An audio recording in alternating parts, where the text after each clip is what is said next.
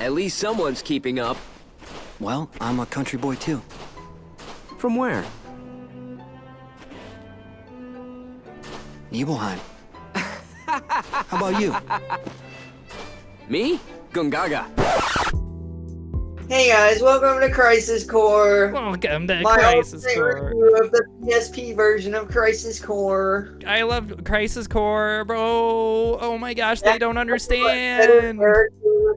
Zack is so much of a better character than Cloud. They don't understand. They don't Nobody understand understands me. the darkness in my heart. Nobody understands the darkness in my heart. Nobody understands. Hey guys, welcome. Welcome to our bonus episode, which is we have been delaying because we freaking don't want to do. Yeah, that's literally the only reason we've been delaying this. We just don't want to do it. That's the only reason we've delayed this. There's like no like struggles or anything going on in the background. There's no like race to finish it like some of the other ones, like with Wind I Waker. wish I could make up an excuse. Oh, I was really sick. Yeah, Wind Waker, there was like just a bunch of things kept getting in the way. Wario Land 4, it was like Christian was like racing to get it done. And then Crisis Core, I said no. we just didn't want to do it. I said no. Yeah, but like we'd already done like all the research and like actually like dropped a lot of time into it. I spent money. Well, I spent money. You spent didn't. money. I spent time researing. A lot of time researching. I legitimately spent money on the remake. And we were On the not like we already shifted this monthly once. We already redid this monthly once because of the Oblivion incident. So like The incident? your file corrupting. Yeah. That was stupid. That was so stupid. So we were not gonna shift the monthly again. So we just have to, we just gotta do it. Just gotta get it out. And then we'll announce at the end. We'll announce at the end what the next one is gonna be, and it's gonna be a lot more forgiving, a lot better. Is it finally Pokemon Unbound, dude? No. Dang it! You'll hear what it is. You'll hear what it is, and you'll be very, I know what very it happy. is. You know what it is. You remember what it is. Yeah, I was just wanted to be Pokemon Unbound for some reason. I know you do. You've been fighting for that for a while. Okay, so if you're new here, this is a weird place to start. This is a really, really Welcome weird to episode. Crisis Core. I don't know how you ended up on the Crisis Core episode, but yeah, welcome. This is the Christian Gaming Podcast, where our mission statement is to have the courage to stand up for the faith, the wisdom to speak God's word, and the power to live for the Lord in everything we do. Just by listening, you're furthering that goal we set out to reach. This is our September monthly. We're trying to do like an episode every month that's dedicated to a single game. Over the summer, This one is Crisis Core. This one is Crisis Core for September. And like over the summer, we only did one monthly because, first of all, it's the only thing we had time for. Second, it kind of just gave us a lot more time to prep for this one because it was originally going to be a much longer game. You want to know something really bad? What? I haven't finished one of our monthlies yet. I was just thinking about that. I was literally just thinking. I was like, wait, Wario Land? Oh, he did not finish Wario Land 4. Wind Waker? Oh, he did not finish Wind Waker. But he's played it Dang before, it! so it's fine. Crisis Dang Core, it! he is not. You don't need to finish Crisis Core though, so like that'll get that weight off your back. Dang it, dude. Dang it, dude! This I is need to supposed to finish clear something. the backlog, not add more. I know.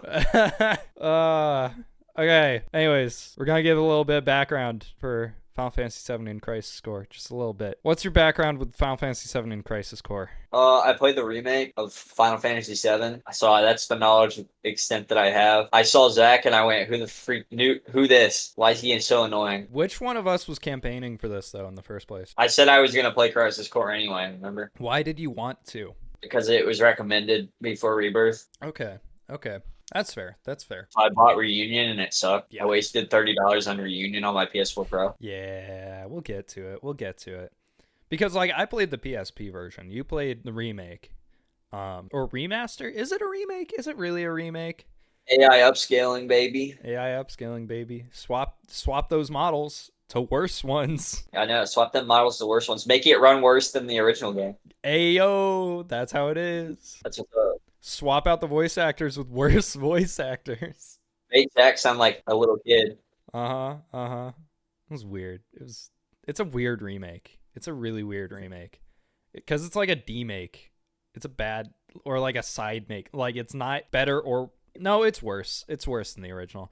Anyways, my background with Final Fantasy VII and Crisis Core, I got through like disc 1 of Final Fantasy VII. That's as far as I've ever gotten in Final Fantasy VII. I've beaten disc or section 1 of 3 games. Yeah, the remake trilogy. Yeah. And I'm working my way through Rebirth. I got to the part where Sephiroth was reading them books. He was reading them books.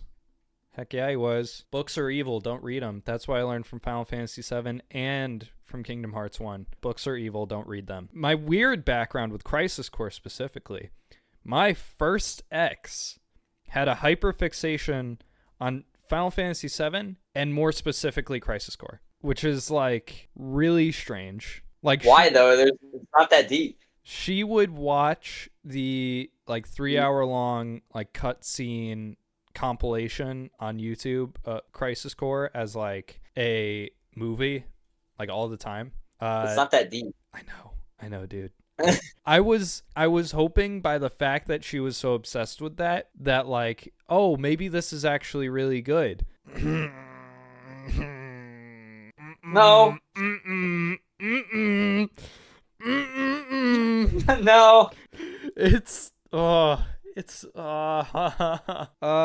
And then I grew up with a PSP specifically because I feel like I need to give my background for the PSP. I grew up with a PSP specifically with Lego Batman and the UMD of Surf's Up. And there were more UMDs than that, but those are the only ones that I actually interacted with. And then what was the other thing? There's another thing, but I forgot what it was. Oh, the podcast Into the Aether that I bring up all the time and won't shut up about, they have been prepping for the last year a podcast episode, like a big 6-hour long episode about the PSP and about the games on the PSP. And the whole time I was like, man, I'm going to play Crisis Core before this, and I'm going to be so ready for them to say some really great things about Crisis Core, because I've heard that's one of the best PSP games. Did not like Crisis Core. Then I listened to the episode when it came out. They put it in the honorable mentions, and even then they did not like it. Why do people talk so highly about this game? They don't. It's in comparison. They talk highly about it in comparison to the other things that are a part of compilation FF7. The other things that are a part of that series, that's what they're talking in comparison to. And so it's good compared to those. No. Yeah. No. Yeah. So Crisis Core. First, we gotta go into the development history of it. The development of Crisis Core. It was created in response to the failure of Final Fantasy Spirits Within. That's the basic version of why it was created. Do you know what Final Fantasy Spirits Within is, Christian? No, can you enlighten me? So Final Fantasy The Spirits Within. Now, this was a big deal at the time it came out. It was a really, really big deal. And so a lot of like millennials maybe or Gen X, they're gonna understand what I'm talking about. Final Fantasy Spirits Within is the first full CG animated video game movie. It was supposed to be like the first in a new age of CG movies that include actors that are CG models they're going to move across movies. There's one specific actress, I forgot her name. I'm actually going to look it up. There's one specific character that they kept citing as she's going to be the first digital actress. Like her I hate that. Her model is going to be in like more movies past this one. And they were making... It's such a dumb concept. It is. It's such a stupid concept. What's her name? Aki Ross. That's her name. Aki Ross, the world's first photorealistic computer animated actress. So I hate that. Yeah. It was a really big deal before the movie came out, so much that Maxim magazine put her in the list of like top 20 hottest celebrities of the year with a unique CG render of her wearing a bikini. Like, this was going to be a big deal. And then it came out and it was really bad. Well, it wasn't really bad. It was just not good. Like, it had nothing to do with Final Fantasy. Absolutely nothing to do with Final Fantasy. It had Sid. Watch it. We're going to watch it for a Patreon bonus. Yes. It has Sid Sid is a character in it. That's the only Final Fantasy connection. That's the only one. It's just a generic bad sci-fi movie. And That's the way I like my stuff. it was directed by the creator of Final Fantasy. And Yeah, but so have a lot of other things, and that doesn't mean anything at this. it really doesn't. And it was a total box office bomb. It led to the creator of Final Fantasy leaving Square Enix and starting Mistwalker Studios instead. It was such a failure that he just ended up straight up leaving Square Enix. And so to recuperate all the mass amounts of money that were lost because of Spirits Within, they're like, shoot, what do we know people are going to buy? What if we make a bunch of things as sequels to Final Fantasy VII? And they're like, genius, easy moneymaker, definitely. And so they made some like weird like mobile flip phone games. They went so hard. They went so hard. They made Crisis Core. They made Dirge of Cerberus, which was really good. Is a direct sequel to Final Fantasy VII where you play as the secret party member, the vampire, and it's a third-person over-the-shoulder shooter. And then they made Advent Children, which was the theatrical debut of the world of Final Fantasy VII, and also the only Final Fantasy VII movie we've ever gotten. I wonder why. I haven't actually seen it, so I don't think I can actually. I want to watch that too. I want to watch that when we're done with Final Fantasy VII. So like when I'm done playing Final Fantasy VII and when you're done with the remake trilogy. Like that's when Be careful, spoilers. Be careful, spoiler. No, because I actually do not know what the ending of Final Fantasy VII is. I know like all the in-between stuff, and I know like the famous spoilers, but I do not know the ending of Final Fantasy VII. So like I want to try and keep that as long as I can, at least. So yeah, that's why compilation of Final Fantasy VII exists. It ended after Crisis Core because Crisis Core, while was the best of the Final Fantasy VII compilation, it was still Crisis Core. It was still Crisis Core. It was directed by Tetsuya Nomura. If you couldn't tell from the nobody understands of it, Tetsuya Nomura, well, he didn't direct it, but he had a large. Cerberus, though? Isn't Dirge of Cerberus also though? Probably. I don't think he directed both of them, but he had a large influence on their development. So anytime a Square Enix game is like all nobody understands, I walk a lonely road, it's probably Tetsuya Nomura. His famous examples are every single Kingdom Hearts game, Final Fantasy VII Crisis Core, The World Ends With You, and I feel like there was one more. Oh, Stranger of Paradise, Final Fantasy Origin. Those are his namesake.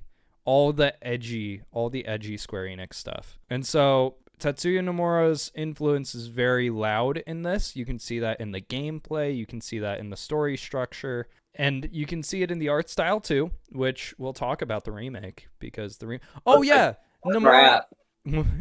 did the Final Fantasy VII remake and Rebirth. I forgot about that. Yeah, we'll talk about what happened to Crisis Core's art style. We'll talk about it. I walk a lonely road. I think we should stop here and then we can jump in. First thing I want to talk about, because it's a good thing that I do want to take time on, the soundtrack. It bumps. So yeah, we'll be right back. Me? Gongaga. All right. So far we've talked about the development. Also, if the sound mixing is different for this segment, because it's going to be, Good. It's going to throw you off. That's because this is a different day and I had to remix the sound. Henry suck. I do suck. And also I tried to stream and I had to remix it for that. And I might be adjusting it while this goes as I'm looking at the sound sliders and like how high they're going. Anyways, I'll be like that one guy in the sound booth at church who just like won't stop messing with things. Yeah. I'll be that guy. And it's great. It's great. All right. So we talked about the development. We talked about the background for us with Crisis Core. Now, soundtrack, because that's one of the only good things. Nobody understands me. Surprisingly, the soundtrack is not done by My Chemical Romance. Crazy. Crazy. But guess what? Which one is? What's that one? What? Wait, is one of them done by My Chemical Romance? Wait, Isn't one of them done by something stupid? what? The one that's bad, the FPS. Oh, Dirge of Cerberus. Yes. Dirge of Cerberus. What's on the headphones or whatever? Oh, that's Limp Bizkit, and that's in Yeah. Origin. That's Stranger of Paradise. That's a weird one. Huh? Stranger of Paradise, bro. Nobody understands me. All right, yeah, but soundtrack. Here's the thing. It's good. You think it's good on PSP speakers? Probably not, but it's good because it's just Final Fantasy VII soundtrack, which is already good. Like that's not like I don't know why I made this a whole separate thing, but like it is only good because it's Final Fantasy VII. And it's not even like the preferable versions of these songs. It's just like, yeah, okay, you made a good version of like One Winged Angel. Like, okay, good job, I guess. It made you like crap your pants. It was so good. It made it back. Okay, contextually, when this game came out, probably. And then at the end, they teased the remake. They teased the remake. Yeah, I don't know. I don't know why I made this a whole separate thing. Soundtrack. So Yeah, it's not crazy. yeah, it's not crazy. Let's move on. Actually, I will mention, not all of it is good. Half of it is like good, like orchestral versions of Final Fantasy VII themes, but then the other half is like Technica, like Arrow-esque edits of Final Fantasy VII themes, and that half really sucks. That half of the music really does suck. But we're gonna forget about that because I don't want to think about that. On to gameplay, I guess. Okay, so we got two different viewpoints of the gameplay here. Because you saw... So, the overall gameplay of this is based on a system that started with Kingdom Hearts. And Square Enix has just held on to all through every single action RPG they've made. You are on, like, the back end of the experience of this specific type, and then I have the experience of the other end of like where it came from in the first place. So you've seen like the ultimate version of it in Final Fantasy VII Remake, and then I've seen Kingdom Hearts. So I think we get like a broad perspective here, which is pretty nice because this is the weird like in between, we don't know what we're doing. How do you feel about the overall gameplay of Crisis Core? Very repetitive. They incentivize grinding throughout the entire game. Similar mission styles all the time. The same environments, just with freaking bullet sponges. Yeah. Couldn't have said it better myself. That's stupid roulette system. It's not that bad. That is better in the remaster, but it's still bad and stupid. You shouldn't have your games based around luck as a mechanic, a main mechanic. Well, the thing is, it's not luck. Like, have you seen videos on how it works specifically? Yeah, though? it's dumb. Yeah, it's like you It's do level up in the background, and then that like on the side, like the what's it called? It's like the VMW or something like that. Wait, what are you talking DMW, DMW. That was it. Something like that. The I'm just gonna call it the roulette wheel. The roulette wheel. It like you are leveling up in the background, you are gaining experience in the background, and it is keeping track of those things in the background. The roulette wheel is just the visualization of those things happening. So like you are still leveling up even when it's not telling you you're leveling up. It's just it's not telling you. Like yeah, it still sounds stupid because it is stupid. It's actually really stupid. I don't know why I'm acting like I'm a defender of this. It's stupid. It just doesn't make sense. Yeah, it's so good. Like That's what you're trying to say. That's exactly what I'm trying to say. Let's make summons a roulette-based ability. Instead of like you get it during a boss fight. Instead of being able to select summon on the menu. No. Oh, no. You gotta wait. You gotta wait for it. Yeah. It's just too good. It's just... Oil. And then like the actual like Too good. the actual like boss summons you unlock, you don't actually get to use very often because they're on a whole separate roulette wheel. that even rarer pops up, and it's even harder for that one to succeed. So like I think I saw one of the boss summons like twice. Like the first one you get, I think I've seen it like twice pop up in a battle, and both times it was with low level enemies, and I was like, why are we doing this? Why are we doing this right now? Why is this not popping up during like a boss fight or something? What is this? You know, just because they just saw you were doing really bad, and It was like the enemies would be at like extra one. health. They'd be at like one health point. Like, why'd I say health point?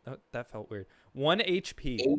HP. 1 HP. I don't know. health point. Health points. Like the enemy will be at like 1 HP, and then I'll be like, oh, the wheel's going off. It's probably not going to be anything since this enemy's almost dead. And then it'll switch to the boss summons thing, and I'll be like, no, why are you doing this? And then it'll land. I'll be like, what is this?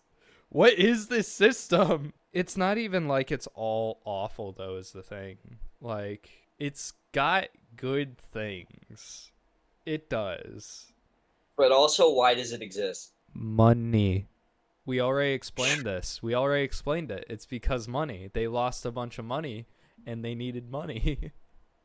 So they did Final Fantasy VII, but stupid. Yeah, and made no money. Made no money. It didn't work. Did it not go well? It did not go well, because remember, this was Ever Crisis, the weird mobile game for flip phones. Very good idea, guys. Very good idea. Dirge of Cerberus We love it. and Advent Children, which was another movie that was We also another love that. theatrical release. We also love that. I actually have no idea how people feel about that. So, and then we got Crisis Core, and then like, when did Crisis Core come out? Because Remake came out in 2020. 2007. I want to say. Crisis Core release date It's either 8 or 7. 2007.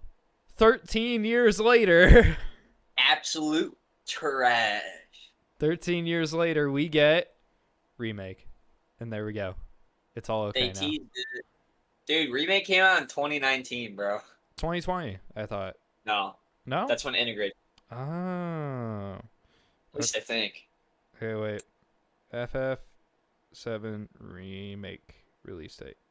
2020. In like January, probably. April. What the freak? April. I just think it's weird that it was on PS4 Pro. Uh-huh. April 10th. Like, 2020. because the PS5 came out in like. Mm-hmm. Well, we don't understand this as Nintendo people, because Nintendo, when they come out with a new console, they immediately dump the old one, usually. Yeah, so November 12th is when the PS5 came out, and then FF7 Remake came out in April. Mm-hmm. A lot of the other companies release their new games on the older system and then just promise for a better version of it on the new system. Yeah, that's what they're doing right now with Nintendo, except they know that people want Donkey Kong, so they made it exclusive. Uh-huh. Yeah. Literally everything else is coming to Switch 1. Oh, yeah. Oh, yeah. Like, the only 2 games so far that are notable or that are actually out is World and Donkey Kong. Yep. Everything else is coming to Switch 1. Uh-huh. I feel Who like knows how bad EA is going to be on Switch 1, but I guess I'll have to find out. Are you playing it on Switch 1? That's the plan. I'm gonna ask for that for Christmas for Switch 2, because I ain't buying Switch 2 games with my own money. There's no way. EA is the plan on Switch 1. Yep. I'll play the Switch 2 I'm not version. buying a Switch, I'm not buying a Switch 2. Uh-huh. Don't do it. Don't do it. Like the rest of us with Scarlet and Violet at 20 FPS. Uh-huh. Yeah. So, I like my Switch. Uh-huh. I know this is completely unrelated to Crisis Core right now, but just a little tease of the next episode. How's Scarlet and Violet going? Again. Very good, my friend. Scarlet and Violet DLC specifically. How's that going? Very good, my friend. Very good, very good. Good to hear. That's your one tease. Yes. That's your tease. What are you going to talk about? Can we actually start? Maybe we'll start the episode. We could do that after this. Yeah. I kind of want to. I kind of do too. So you know the UMDs, they're pretty cool, right? The UMDs, Yeah. like for the. I want to rip on Square because I think something happened. Mm-hmm. Let me just fact check myself before I say something stupid. Mm-hmm. While you're fact checking yourself, I'll say UMDs. So a UMD is the PSP game. The games are tiny discs. So you know how the GameCube was like tiny discs? The PSP is even tinier, and they were in like enclosed cases. They released the soundtrack CD as a normal CD Okay. with the game. They bundled it with the game. Okay. They bundled a normal CD with the game. Is in a deluxe edition. Okay. That's pretty normal. Does the PSP played CDs? Why would you want to listen to the soundtrack on a PSP? They did it with other games.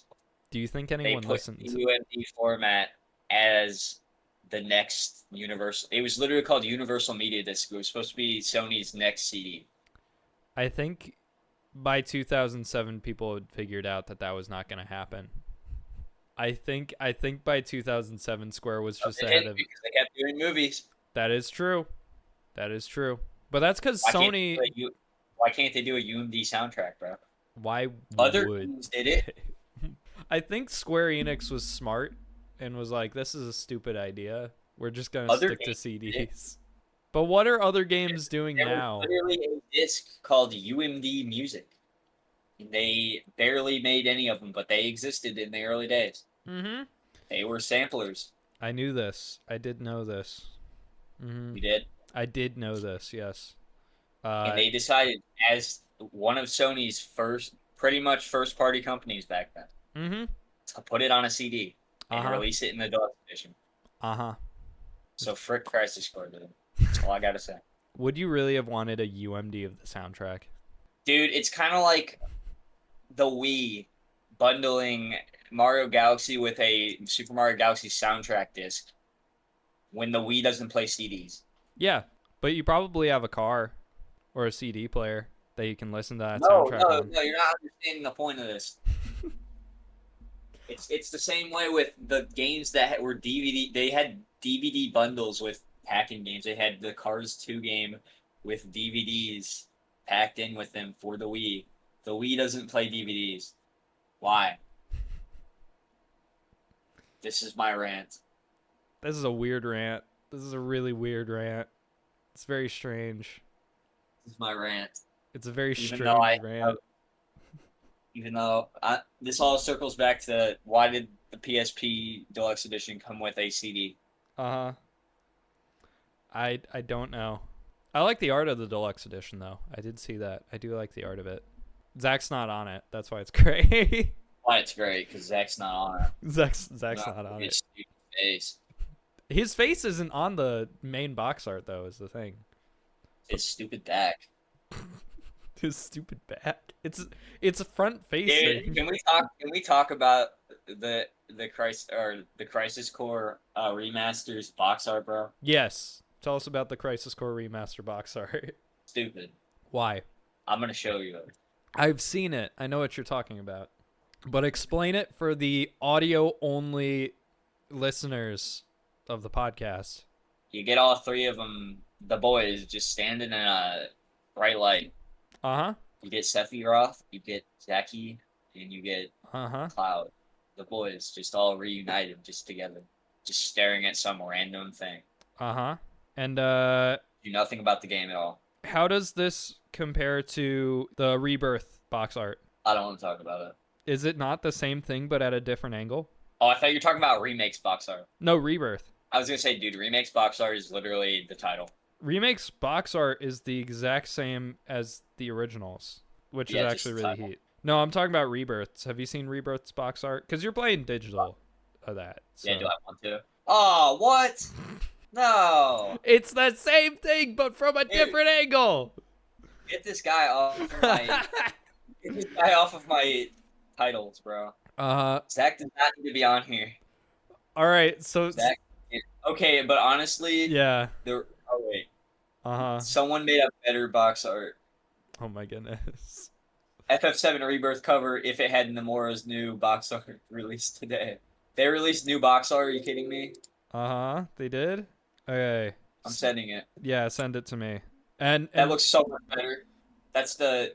oh that my was goodness, probably, yeah. Whoa, that's hey, probably the alt cover. that's really good.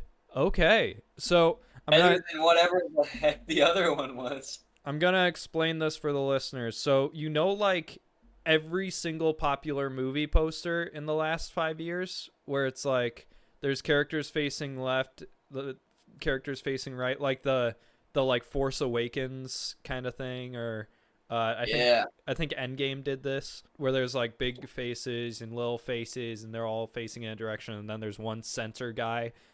So it's that. Oh, that was the Steam release art. That's what they released as the Steam release art. Okay. The color scheme is green and red, and it looks really cool. Like shadows are green and then light is red. And then So yeah, that was the artwork they released when the Steam game came out. And someone just put the PS5 font on top of it. Yeah. And then there's like Japanese like paint stroke-ness to it too, which I know that's like a little bit of an overdone thing now. This whole thing is like a lot of like overdone aesthetic things, but I don't like care. it works. The other one sucks. It works. It works And really well. I sent you the other one. I've seen the other one. I've seen it. Oh, it's got an alt cover. Yes. They thought they cooked. They did not cook with that alt cover. They did not cook with that. Oh my goodness. That is the most not cooking I've ever seen. Okay. Oh, dude. I don't think this is real, but this is what I wish FF7's art would look like. That is real. That's the actual one, isn't it? That's the actual one, yeah. Because I have the deluxe edition. Does your copy say that? Look like that? Yeah. The copy I gave you does? Yep. That's what it looks like, yeah. Yeah, that's what the original looked like compared to the remake or the new one. Yeah. That's like the exact same as what the PS1 version of Final Fantasy VII's art looks like. Yeah, no, I'm comparing it to Rebirth. It's so much better. It's so much better. And then we look at Crisis Core. And then we look at Crisis Core. And the elephant in the room that we must speak on about this. Why we hate these box arts so much. The big reason, other than that they're bad, they're just bad box arts. You do see his face, Henry. The PSP one. You see half of his face. Yeah, that's half too much. Let's talk about Zack. I'm adding a full category to this. We're talking about Zack. No, I can't do it. We're just talking about Zack. One more thing. One more thing that's gonna make me mad. Yeah. Oh, sorry. Hang on. Wrong thing. Yeah. Oh yeah, the Japanese art where it does the PS1 one. Yeah. Andy has cool hair. He has late game hair. He has Act way 2 freaking hair. better than Cloud wannabe hair over here.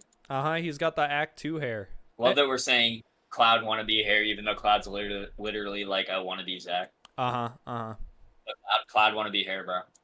Cloud wannabe hair. Okay, let's talk about Zack. Who's Zack? Who is this guy? Some freaking loser that they wrote an entire game around just as an excuse to be grindy.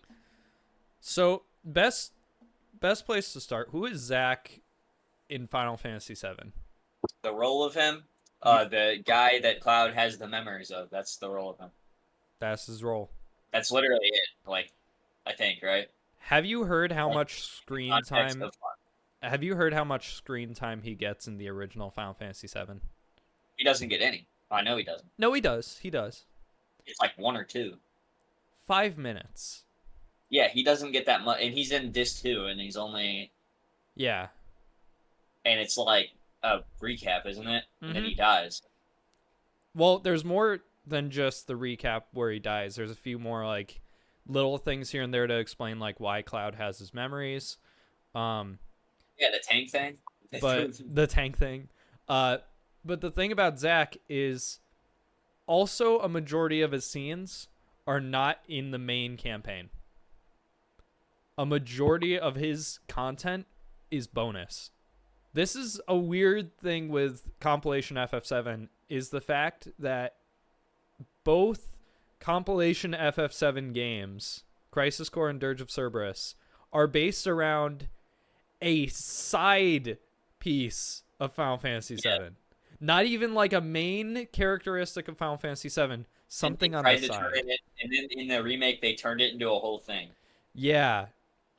Yeah, with mixed results. Very mixed results. But And they made it a grind fest because portable games have to be grind fests, apparently. more time, more gameplay time. The how long to beat for this game? You want short bursts of content for hours and hours and hours? It's the same freaking thing. Do you want to The worst know? part is when they repackaged it, they didn't even remediate for this. They just added more like missions to the new one. Yes, they Even did. though it's not a game, like it's not portable. Like I mean, sure, it's on Switch 2, or Switch 1, but didn't it come out like later? Maybe. No, it did. Yeah, it did. Yeah. So, want to know? So this is built around home consoles, and they added more. I'm going to tell you a how long to beat thing real quick. And this is an estimate. This is always an estimate. This is something I always want to make sure people understand about how long to beat.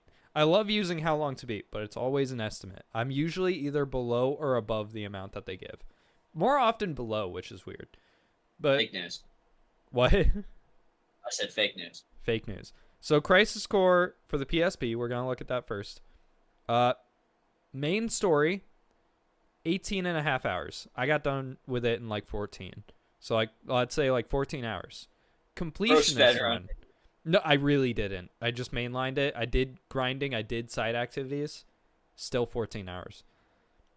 Completion run, 75 hours. Let's do it.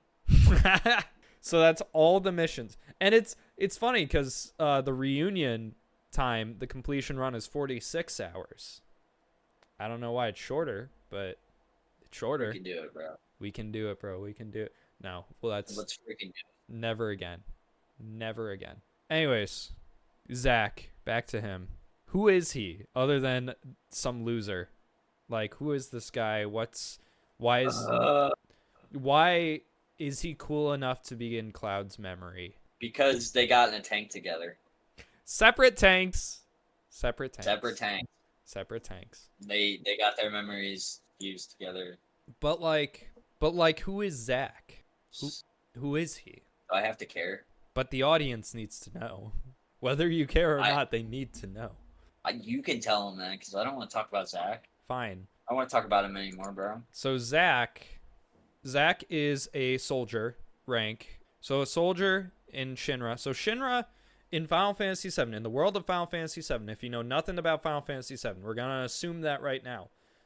The world of Final Fantasy VII is one where the Earth has been like taken over by this mega corporation called Shinra, and they have like this New York, Manhattan-esque mega city within a multi-layered disc called Midgar. And on Midgar, that's where they also station a whole lot of their military, because they are so powerful of a corporation that they are the government of the Earth now. The entire Earth, the whole thing.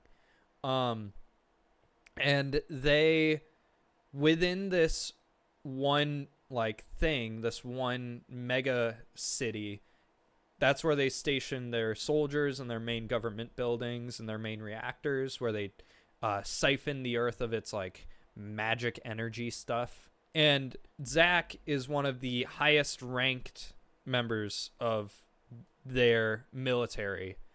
He is a soldier rank, which they like they blend it with soldier and hero. They like bounce those around a lot. It's basically people with superpowers. What? The honor.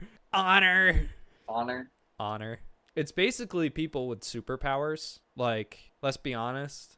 Like, it's just like, oh yeah, these guys are all regular like foot soldiers, but then we got soldier, which is like superheroes like Sephiroth and Genesis and Angeal, like, and the speed demon from remake. Yeah. The A speed demon from remake. speed demon from remake. So the first half of Crisis Core, you're just Zack as one of the highest ranked members of Shinra's military.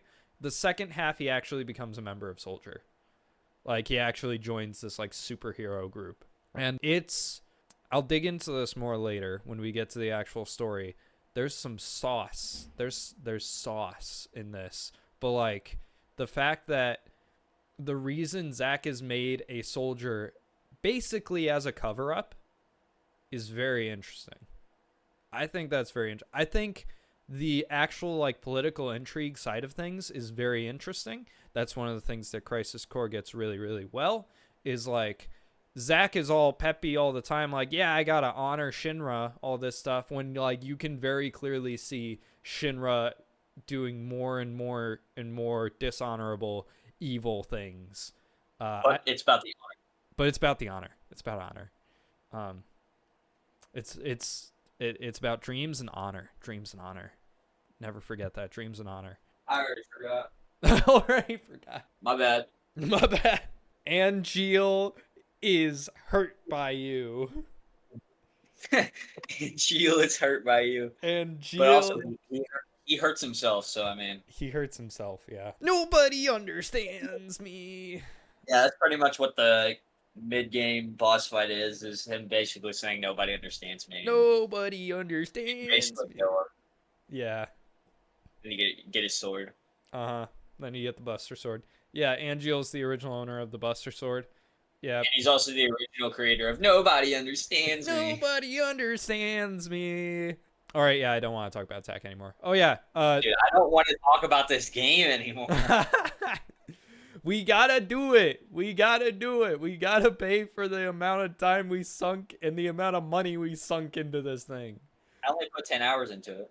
I put 14. But how much money did you put into it? How much money? $40. Yeah. Uh-huh. Uh-huh. All right. We're not going to explain the entire plot because that's lame.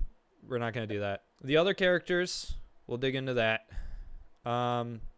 Timeline-wise, I should probably mention this.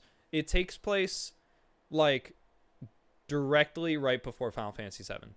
Like, it's so crazy. Actually, no, it doesn't. it's like, okay, No, halfway through, it starts taking place right before Final. yeah, halfway through it does, and even then, most of the game takes place at the least, what was it, 4 years?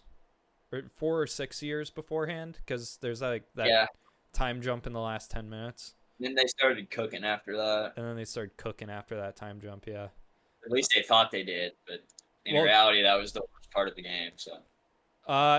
No, the worst part of the game was the time between the first time jump and the second time jump, which the second one's only like the last 20 minutes of the game. Vacation, bro. The vacation, bro, with the umbrella sword, bro. Yeah, so literally you go on vacation at one point. You literally go on vacation. It's so cursed. Cause like Act 1 is really solid. The first half of the game, Act 1, is really solid. Act 2 is so, like, I feel like they had it all planned out and really well written for Act 1, and then they're like, shoot, we still have half a game to make. What do we do? And Vacation. Vacation. Umbrella sword. Umbrella sword. Let's remake all of those scenes from Final Fantasy VII, but, like, make them 10 hours long. 5 hours. Let's spend 5 hours on everything that happened in Final Fantasy VII regarding Zack. Let's do that. That sounds like a good time. And then let's spend another 4 hours on Zack carrying Cloud's body to Flower cards, baby. Flower cards, baby. Let's spend another 4 hours on Zack carrying Cloud's body to Zack's death. That last chunk that I like to call Act 3, that's actually pretty great. I did enjoy Act 3 a lot. Act 2 is just awful. Anyways, actually no, Act 3 has some bad stuff too. Act 1 also has some bad stuff, but it's not as much. Act 1's the best of the three. It's all bad. It's all bad in some way. Characters. We already mentioned their names, but Tell me about Angeal a little bit more. Talks about honor. He's a mentor of our favorite Zack, and Mm-hmm. he disappears in like the first half hour, Yep. and it's supposed to be like this huge emotional thing. And then he reappears and then disappears again and then reappears and then Then disappears again. he has a Yeah. nobody understands me moment, and then you kill him. And then you kill him. And that's what happened to the best character of the game. Yep. He's the best character in the game. Too bad he's not in it. He dies halfway through. Poor Angeal. He really got the butt of the joke. And then we got the other original character of this game, Genesis. All he does is quote Loveless. What the heck is Loveless, bro? I don't even care, bro. So the thing about Loveless is it's a background detail from Final Fantasy VII. They had like in-universe like licenses and stuff for like cars and like food and stuff. And so they had an in-universe version of Broadway and an in-universe version of a Broadway show. Just a background texture, like just to fill the scene. Nope, we gotta make the whole villain around it. Let's make a whole villain around this background texture. It's so dumb. It's so dumb. So basically, Loveless is a play retelling of a book that was never finished because they never found the final chapter of the book. And so many theorize on what the final chapter is. What? They thought they cooked really hard. They thought they cooked really hard. And like honestly, yeah. And Genesis treats it like it's the Bible, which also, speaking of the Bible, like they try so hard to cook with the religious stuff in here, and it fails so hard every single time. Like, his name's Genesis. He quotes like very poetic, scriptural sounding words all the time. He waves around a friggin' apple in your face every single time he's on screen. And like yes, he does.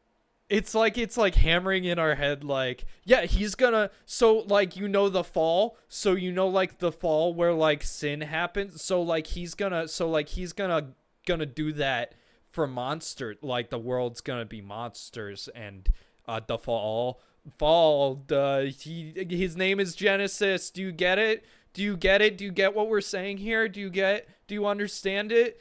And it's like, shut the heck up, bro. I'm just so tired of them acting like they made something great. Just because you slap the Final Fantasy VII name on something doesn't mean it's good. Just because you I think they learned that after the next 3 creations they made. Yeah. Just because you slap like the lowest quality biblical interpretation in there does not make it good. It just means that you're bad at making art. Genesis frustrates me so much. Genesis frustrates me. I want to move on. Let's talk about the Final Fantasy VII characters that all return. Let's just like clump them all together into one thing. We got Cloud, Aerith, Tifa for a little bit, Yuffie, and Sephiroth. Let's just go through real quick. Cloud, what's going on with Cloud in here? He's from Gongaga. No, he's not from Gongaga. Zack is from Gongaga. Oh, right. He's from, what is it?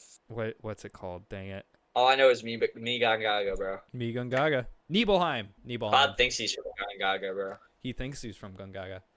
The funniest thing about Nibelheim specifically is, like, for the Final Fantasy VII fans, halfway, like, when you get to the start of Act 2, Sephiroth calls you up while you're putting together a flower cart for Aerith. Dude, Sephiroth always butt dials you.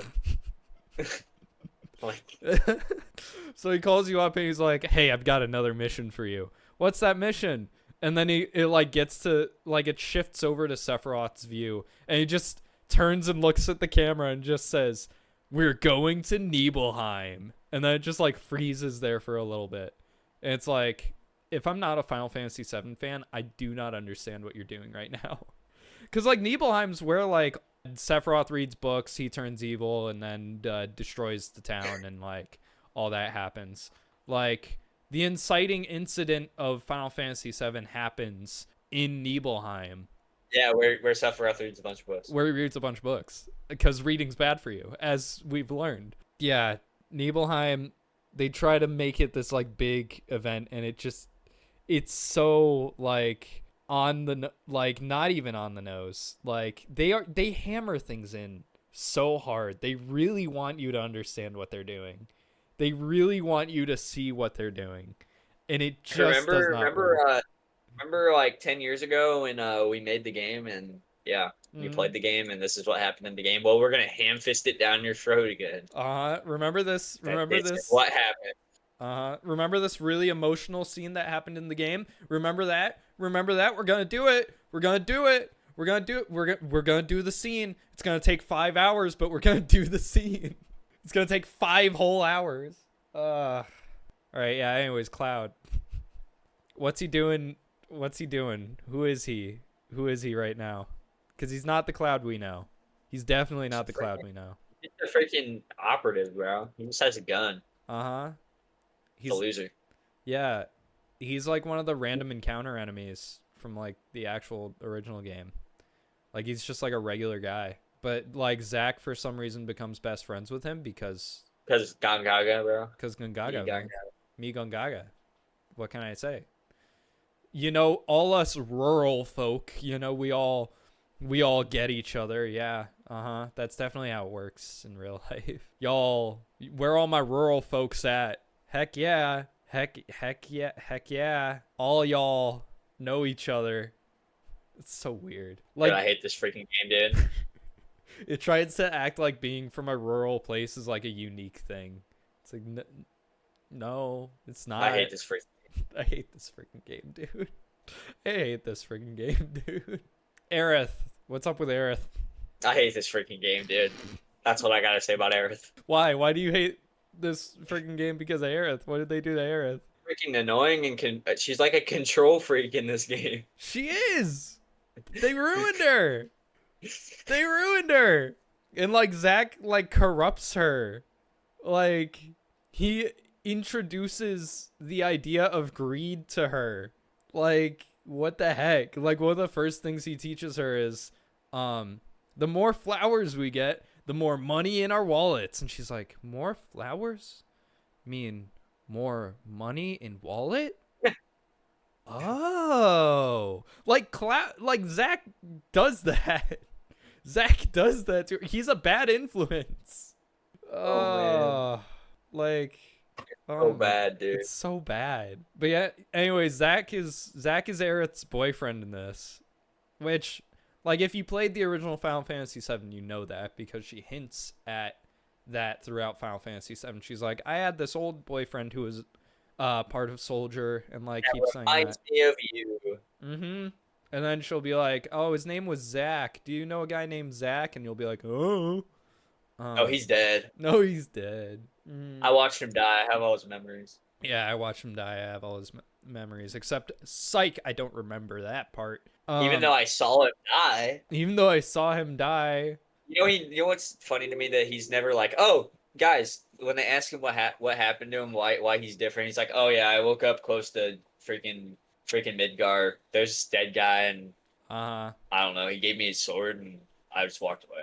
Yeah, no, like literally all Cloud does for explanation of like why he's here and like what's going on, even to his best friend from childhood, Tifa, is just nobody understands me. He's just literally like, yeah, I'm just here for money.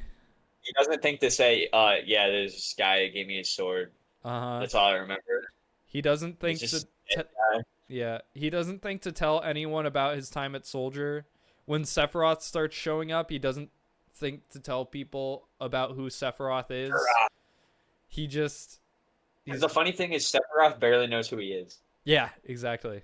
Let's talk about Sephiroth real quick. So, we see a very different Sephiroth in this game. At first. We see Then he reads books. And then you read some books. And then you get an actually pretty awesome boss fight. But, yeah. That's what, like, one of the only good, like, gameplay moments is the Sephiroth fight. Because it's, like, first time Sephiroth turns evil. He turns and starts fighting Zack. And it's, like, super epic. It's like how Arkham Origins is the worst Arkham game, but it has the Deathstroke fight in it, which is peak. Yeah, the Deathstroke fight is peak. The Deathstroke fight is so So The good. first boss. That's the only boss fight, the last boss fight I got to in Arkham Origins. It's so good. It's so good. Like, they did not need to cook that hard with the Deathstroke fight. But they did, and it's one of the best fights in any game I've ever played. In the middle of Arkham Origins. The Stink game. My favorite Christmas game. Yeah. Yeah. Sephiroth. Right. So he's like really like chill, good guy first half of the game. They call him a hero all the time, and like he shows up and he's like not menacing. He's like a really happy guy. He's like really nice, really chill, like really focused on like what needs to be done. You see him slowly get Very corrupted. honorable. Very honorable. You see him slowly get corrupted by the things that Genesis tells him about his backstory. And then suddenly he reads some books and boom, he's bad because books are bad and you can't read books.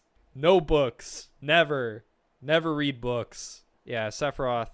Yeah. And he talks to his mom. And then he talks to his mom, Geneva, whatever it was. Yeah. Dude, Sephiroth's mom's a G, bro.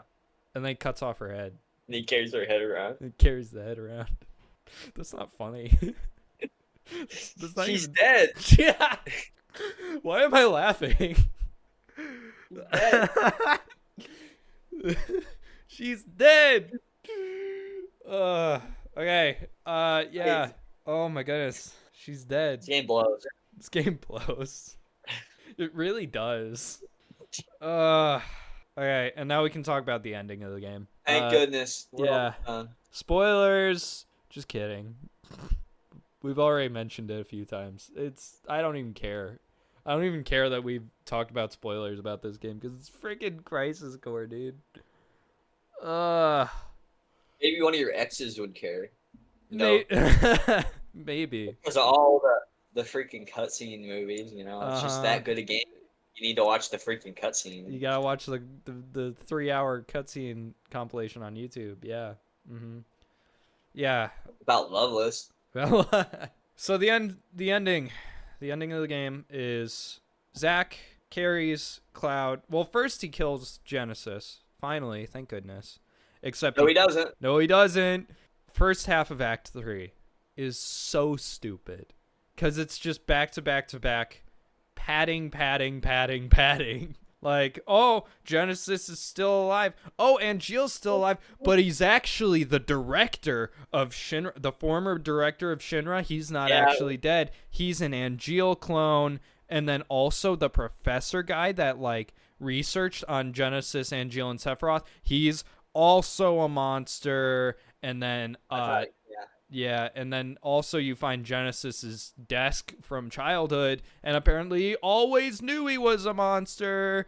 Oh, what? That's crazy. And then you fight him, and then that's all done, and thank it. And then the Turks find Genesis's body, and they take him somewhere, and it's so dumb.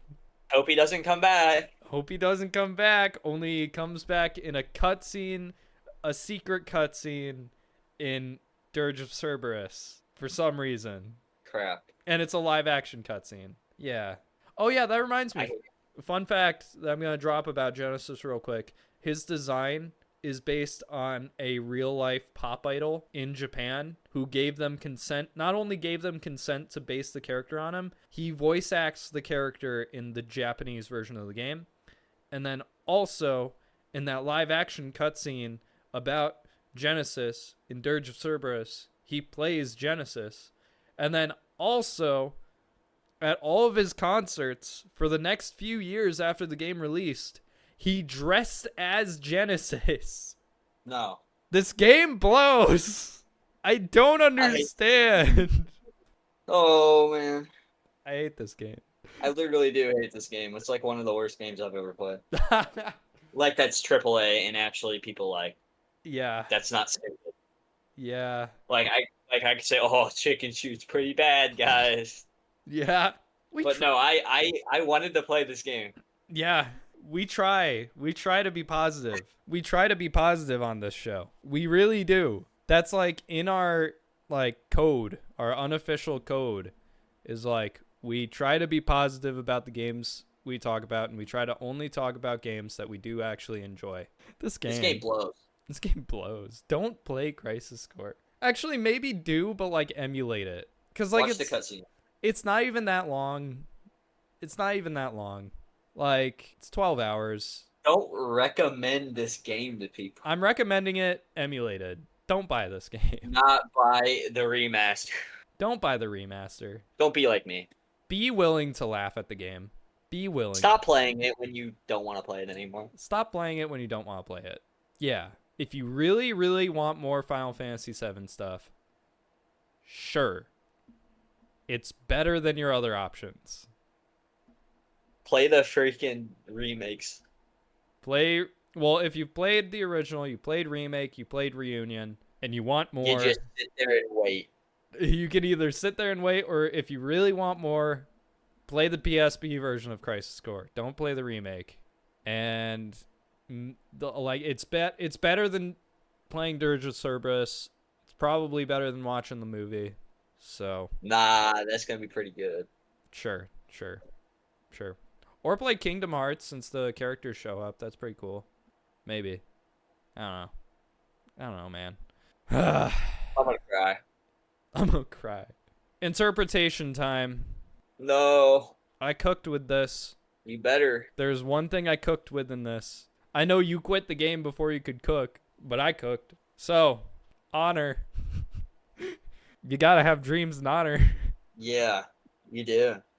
Yeah. I'm sorry. I'm locking in. I read a book for this episode.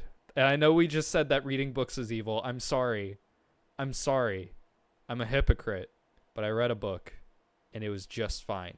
So, around the time that we decided to play Crisis Core, and I started playing it, And you decided that it was bad. and I decided it. Well, before that, when we decided to first play Crisis Core, I was pretty frequently getting like Ligonier's like weekly deals on books, and there was one day where I was listening to Renewing Your Mind, which is like the Ligonier podcast. Really good.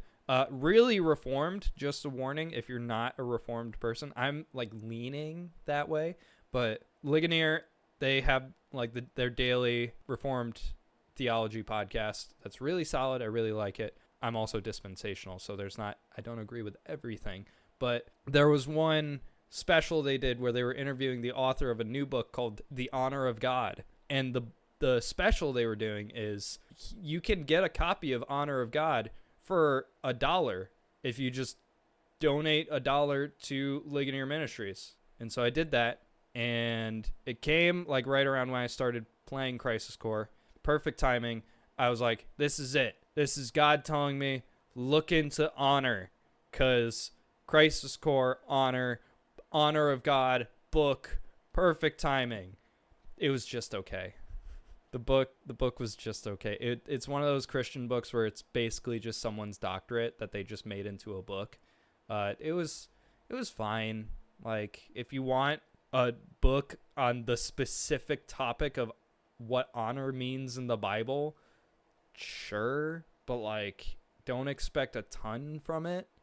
It's pretty fine, but I did learn something from it. I will be tying it into this. So my overall summary: every main character put their trust in Shinra and was proven time and time again that the group they were honoring was, 1, not perfect, and 2, corrupted by both greed and deeper evils.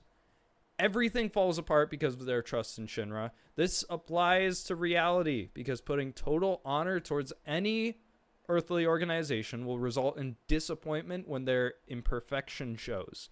We are called to respect anyone in authority, but doing that's the amount the protagonists of Crisis Core end up doing will only result in disappointment. The only authority you can put that much honor towards, total honor and trust towards, without disappointment, is God. Thank you.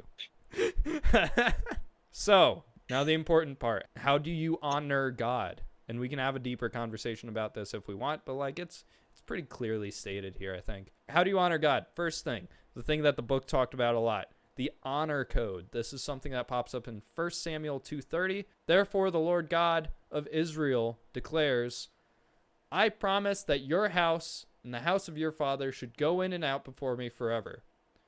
But now the Lord declares, far be it from me, for those who honor me I will honor, and those who despise me shall be lightly esteemed. So, first thing we got to remember is we're under a new covenant. We're a different people. We're the church. We're under a different thing. So, like, we're not going to be cast into hell for not honoring God. But this is still a standard we can live by, is honoring God leads to our own honoring. And despising God leads to not that. Leads to light esteem. Whoever pursues righteousness and kindness will find life, righteousness, and honor. In Proverbs 21:21, that's another thing saying, like, if you pursue following God, righteousness, kindness, then you'll be given honor. And then we've got the example of the honorable servant. Blessed is the man who walks not in the counsel of the wicked, nor stands in the way of sinners, nor sits in the seat of scoffers. But his delight is in the law of the Lord, and on his law he meditates day and night. He is like a tree planted by streams of water that yields its fruit in its season, and its leaf does not wither. In all that he does, he prospers. The wicked are not so, but are like chaff that the wind drives away. Therefore, the wicked will not stand in the judgment, nor sinners in the congregation of the righteous. For the Lord knows the way of the righteous, but the way of the wicked will perish. That's Psalm 1. So, Psalm 1. Oh, 1. Psalm 1 speaks on specifically what an honorable servant looks like. An honorable servant of God specifically. An honorable servant of God does not doubt, does not stand for sinners, does not stand with those who scoff at the faith. They delight in the law. They not only follow the law, but they delight in the law. They love the law. They want to follow the Lord and follow the law because they love the law, and they meditate on it day and night. They like rest it in their heart as their morality, as what they are living for. He is like a tree planted by streams of water that yields its fruit in its season, and its leaf does not wither. If you've ever heard the phrase, like, being fire hosed with information, that's not what God's asking for you to be in this. He's asking, like, hey, like, an honorable servant is someone who has that steady stream of godly influence in them, whether that's the people around them, well, a mix of the people around them, like a daily Bible study, like praying as much as possible, like just dedicating all this time to God will bring honor to you because it brings honor to God. And letting your fruits come out in its season. So like if we're thinking fruit of the Spirit, I don't know if this is tied to the fruit of the Spirit, but the fruit of the Spirit is love, joy, peace, patience, kindness, goodness, faithfulness, gentleness, and self-control. And so I interpret this as saying it is these fruits that come from you for following God and studying God and loving God and praising God. These fruits are to be used to show Christ to the world. So an honorable servant does not hold these fruits within, but lets them out when the need arises in their season. And he stands on the rock of the Lord and delights in standing on the rock of the Lord. And our last verse here we got is 2 Timothy 2:21. Therefore, if anyone cleanses himself from what is dishonorable, he will be a vessel for honorable use, set apart as holy, useful to the master of the house, ready for every good work. Doing things that follow Christ will make you holy, will make you honorable. It will set you apart. And that's what brings you honor, is being willing to be set apart, being willing to be set apart from society, ready for every good work. That is what makes you honorable. Yes, the message at the end of this is Zack needs Jesus. No, he's dead. He can't. He's already there. Yeah, he flew up in that final cutscene, bro. You saw it where he like lifted his hand up and like he like the friggin' And then the theme played and it was cringe. and the theme played and then the feather floated down in front of Cloud. Like, yeah. And Cloud just disregarded everything. And then Cloud disregarded everything. So, Henry, after all this, Uh-huh. I ask you, are you going to buy this game? Well, like my idol, Zack, famously says, the cost of freedom is steep. I don't know, man. I don't want to buy this game. I thought I was going somewhere with that, but just like the game, I was not going anywhere with it. Just so you know, we share PS4 accounts. You can play my copy anytime you want. The cost of freedom is steep. $40. $40. That's what. Yeah, it the is. cost of freedom is $40. That's pretty steep, man. I don't know what to tell you. Bro, I was just looking at a Reddit thing and it said, thoughts on Crisis Core. Crisis Core is enjoyed as a well-made fanfic. Yeah, it is. It's not well made. It's not. It's not well made. All right, outro time. We can be done with this now. Are you ready to be done with this? I don't even care at this point, bro. I'm ruined. Okay. First thing we'll shout out in the outro. What's next? Crisis Core. What? No. What's next? What's our next game? You ready? You ready to drop it? Pokemon Unbound. No. Dang it. I know what it is. What is it? I want it to be Pokemon Unbound. I know you do. It'd be Pokemon Unbound. No. I already have this one set up. And you can play Dude, this one. You can play this one natively too. I can play Pokemon Unbound natively. Also, I want to save Pokemon Unbound for a time when I have a lot more time to do it, since that game's like 80 hours. It's like 40. Okay. Still long. It's like 40. Still pretty long. Like, I want to save that for a time when we have a lot more time to do it. So yeah. All right, our next game is Dirge of Cerberus. No, nuh-uh, not happening. Dirge of Cerberus with Limp Bizkit in the headphones. No, that's a completely different game. That's Stranger of Paradise, bro. Which we're not doing that either. We're doing Stranger of Paradise. No. Okay, Just but kidding. for real, what are we doing? Mario and Luigi Brothership. No, closer, way closer. Mario and Luigi Finger Jam. No, definitely not. But you're closer. Mario and Luigi Dream Team. That one's a sleeper, but not that It's one. also 50 hours long. That one's a sleeper. That one's great, but not that one. Bowser's Inside Story. That one is the best one. Still not that one. Partners in Time Again. Never again. Why not? That one was not good. You liked it. I thought it was fine, which is not okay for Mario and Luigi. Alright, so that means we're playing Thousand Year Door. That would be Heat, but no. Oh, so we're playing Paper Mario 64. That would also be Heat, but no. So we're playing Mario RPG. Again, that would also be Heat, but no. I don't know, man. I've said it all. I think you're forgetting one. I don't know, man. I've said it all. Mario Golf Advance Tour. I'm kidding. Your kidding. Golf Advance. I'm kidding. Yeah, we're kidding. It's actually Mario Tennis for the Game Boy Color. You know, with the campaign. We're Heck gonna yeah, review heck the yeah. campaign. That's why I said So. Mario Golf Advance Tour, because of the campaign. No, Yeah, sorry. Guys, we're doing Mario Golf Yeah. Tour. No. We're doing Mario Hoops 3-on-3 for the DS. No. We're doing Golden Sun. We're doing Golden Sun. No, we're doing what's the one? The Bean one. The one on 3DS. The last one on 3DS. The last one on 3DS. What do you mean? The bad ones. The one with horses.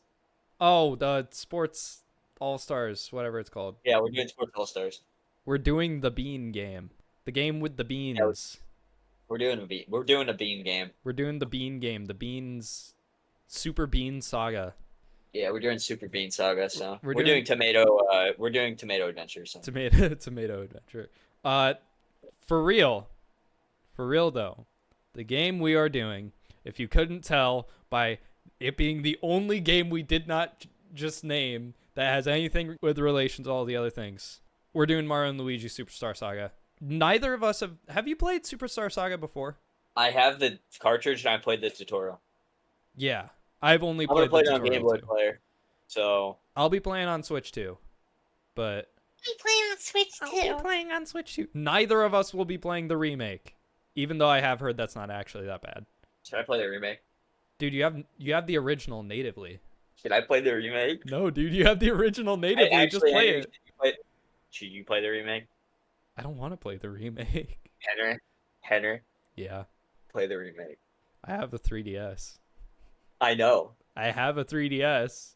Wait, first of all, to connect with the I'm probably gonna play it on my 3DS. I'm not gonna lie. Really? Okay, wait. My scaler is broken. I forgot about that part. Yeah. My CRT needs serviced. First of all, I'm gonna check price charter. My CRT needs serviced. Superstar Saga remake. Henry, I have your DS Lite, bro. Yeah. You do? Yes. Oh, you can play it on that.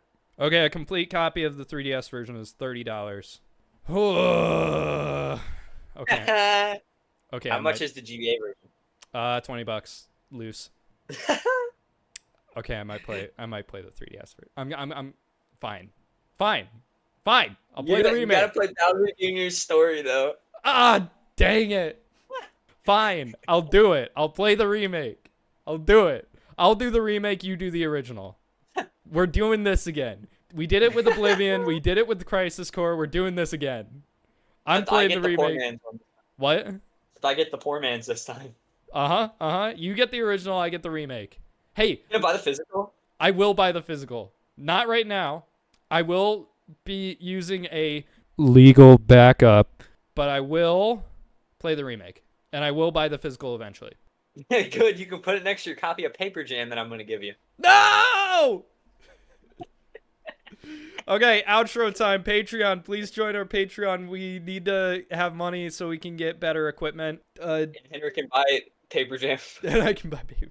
No, but actually, though, all our money is just going to go to equipment, first of all, and then the rest of it is probably going to go given away or something like that, because we really just need new equipment. That's really the people only... that think that the rapture was going to happen. Because they need to go to therapy. We got it. We're starting a new charity. It's everyone who sold their stuff because of the rapture. Go to therapy. Yeah, it's for their therapy, and then also so they can buy things again. But yeah, the money from the Patreon, it's probably not going to go to games or anything. It's probably just going to go to equipment, and then past equipment, it'll go to like maybe licensing for certain things, or like just like weird things we have to pay for like that. All of that would be really, really helpful. So just please join the Patreon. If you cannot support us financially like that, please add us to your prayer list. Prayer's more powerful than money. So just... Especially when the rapture's upon us. Especially when the rapture's upon us. But yeah, prayer's more important than money and more powerful than money because it's God. And we want to make sure that this show is going the way he wants it to. And we want to make sure that this show is... I don't think that Crisis Core was it, so... There's a little part of me that makes me think that Crisis Core was not it. Yeah, I should have asked Nintendo. him. We're going back to our safe haven. We gotta go back to the safe haven of Nintendo. We are, though. We are. We literally are. The plane is so safe. The reason we're doing Superstar Saga is because we need to go back to somewhere we know is good. Get me away from Zack, dude. He's great. Get me away from Zack. Join the Discord. I like talking to you guys. It's really, really chill on the Discord. It's the only thing that gives him fulfillment. No, it is really chill on the Discord, so please join the Discord, hang out with us. Buy some merch. We got the different alternatives of the logos and phrases throughout the years. We got the Sell Your Skylanders shirt. We got the Jeff Keighley merch shirt. Hey, I just want to make an announcement about that. Yeah. I bought more. So buy that shirt. Share the show. We're a word of mouth show, so any way you can share it with others who would enjoy it would be super beneficial. Share it to your youth group. Share it to your Sunday school classes. Share it to your friends at school. Like, tell your dad. Tell your dad. Share it with, if you're college age, share it with the other guys at like Crew or whatever campus ministry you guys have, or just your other Bible college friends. If you're a grown adult, I really don't know who to share it to. I'm sorry. More teens and young adults. Credit to the team: Rylan Anderson, producer and graphic designer; Colton Anderson, our creative and content advisor. Credit to our theme composer, R. Snyder, for the opening song Happy Town and the outro song Sunsets, which I don't know if they'll be used in this one because the bonuses I use like the game's music for the intro and outro, but still gonna credit him because he's awesome. If you're on Spotify, scroll down to the comments and tell us what you thought of the episode. If you're on Apple Podcasts, If follow it was us. trash, we love you. Thank you. Yes. Give absolutely. us that negative feedback. Give us negative feedback, please. Follow Because this episode sucks. Because this episode sucks. Follow us and download the episodes, and then whatever other podcast apps you're on, do whatever you do on those. We're live streaming now, so on the Discord we have a stream bot that will tell you when the streams happen. So It's not Craig. It's not Craig. But once you join the Discord, you can see every time we upload a stream and every time we start a stream. So you'll also have that benefit on the Discord. Check out the show's Spotify account. I have lovingly made playlists of worship music inspired by the themes we discuss in these bonus episodes with Mudhouse, including the Crisis Core episode. Because even if the game sucked, the theme was good. I mean, honoring God, still something I can work with, so it's still available. This is our new form of song time.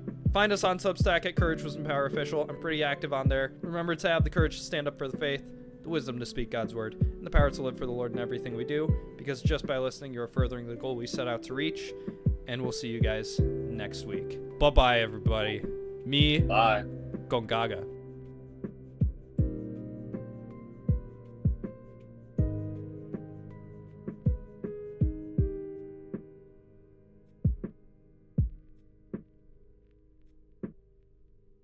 Me? Gongaga.